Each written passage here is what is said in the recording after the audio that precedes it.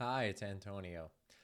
So I wanted to talk about something that I found as a challenge when I started practicing these skills and started trying to bring them into the different circles, the different connections in my life. And that is that as I was changing, as I was going through some transformation with this work, with practicing needs awareness, and maybe even sometimes trying to practice it with other people, it was hard sometimes, it seemed, for other people to be open, to understand the changes that were going on for me, that were going on within me.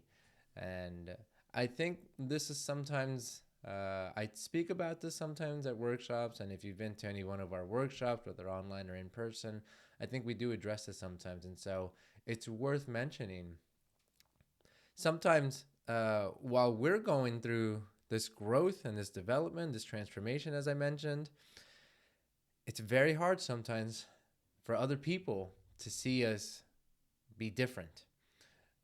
We have been this person who maybe even worked off of the idea that I should be doing these things. These are the right things to do. I should be talking to this person. I should be talking like this. I should be behaving like this. So when I started changing and really connecting to my needs more so over time, that was something that I can imagine, and as you can imagine, for people around us who have seen us be the people, the person who we are, um, it can be very confusing, maybe shocking. It might be hard and confusing. It might be hard to understand um, what's what's going on here. Why is this person being so different? And so I think this is where a big part of our practice comes into the picture. And that is to really have a sense of compassion, to have a sense of understanding for the experience that other people are having as we are going through our changes.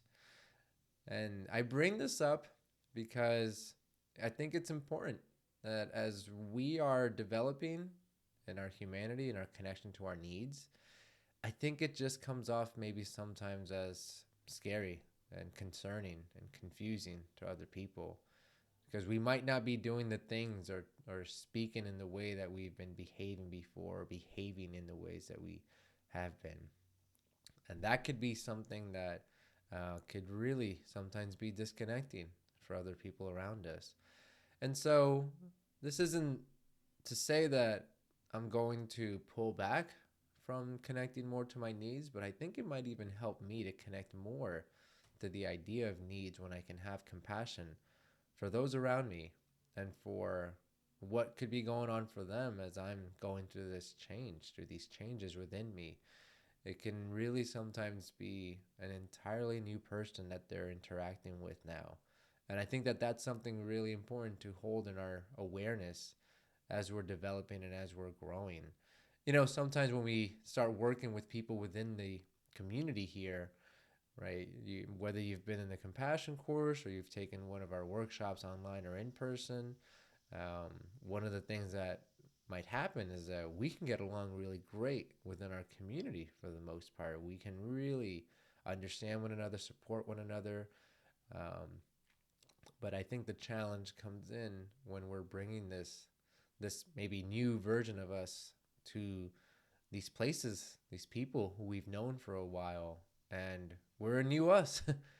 And so, if we can really imagine seeing ourselves through that perspective that they're seeing us as a new us, that might really help us to have a little bit more understanding, some more compassion for the experience that they're having.